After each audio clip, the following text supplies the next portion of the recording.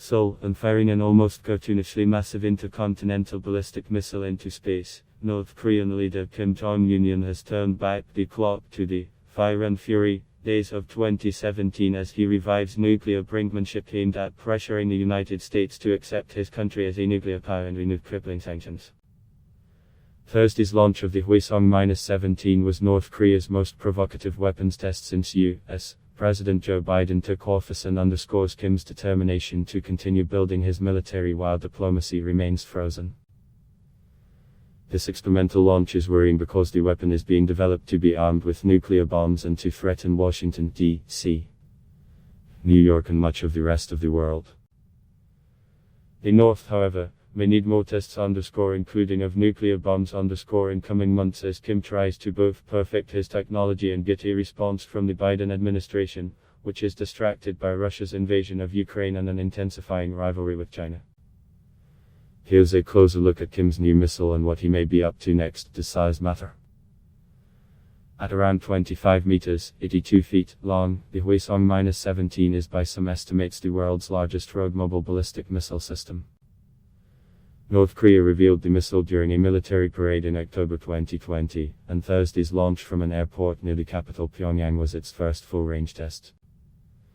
Kim could be seen in images released by his state media relishing the test's success as he walks past the missile wearing sunglasses and a black leather motorcycle jacket. He leads military officials along the airport's runway in a scene reminiscent of a Hollywood action movie, at one point whipping his shades off to stare at the camera. North Korea last flew an ICBM in November 2017 when it tested the Hwasong-15. That was during a run of nuclear and missile tests that led to an exchange of insults and threats between Kim and then U.S. President Donald Trump, who said the North's threats against the United States would be met with fire and fury like the world has never seen. While Hwasong-15 demonstrated the potential to reach targets in the American homeland, the latest test displayed a missile that could possibly travel even farther. The Hwasong-17, which was fired at a high angle to avoid the territorial waters of neighbors, reached a maximum altitude of kilometers, miles, and traveled kilometers, 680 miles, during a 67-minute flight before landing in waters between North Korea and Japan, according to North Korea's state media. The flight details were similar to assessments by the South Korean and Japanese militaries and suggested that the missile could reach kilometers, miles, when fired on a normal trajectory that would effectively place the entire U.S. mainland within striking distance.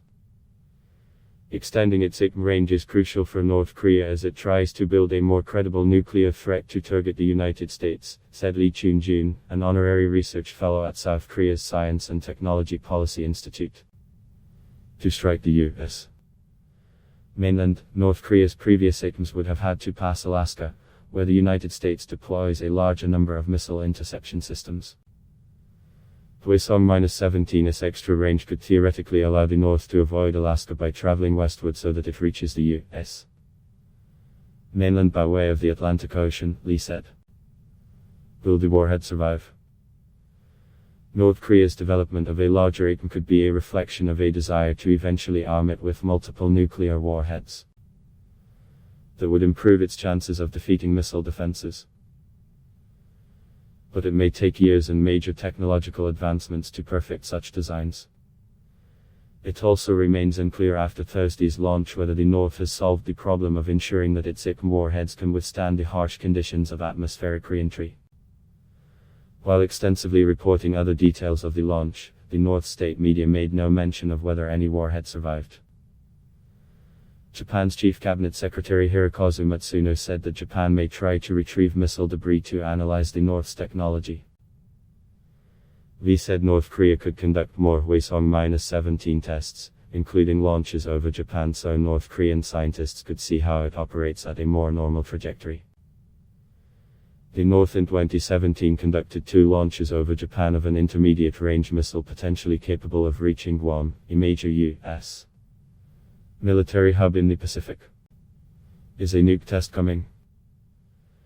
North Korea is showing signs that it may be restoring tunnels at its nuclear testing ground that it detonated in 2018, as Kim tried to leverage his nukes for badly needed economic benefits from the United States. Kim held his first summit with Trump weeks later. The diplomacy derailed after their second meeting in February 2019, when the Americans rejected the North's demands for major sanctions relief in exchange for a limited surrender of its nuclear capabilities. The site in Punggye in the country's northeast was used for its sixth and most recent nuclear test in 2017. After declaring the site's closure, Kim invited foreign journalists to observe the destruction of tunnels in May 2018.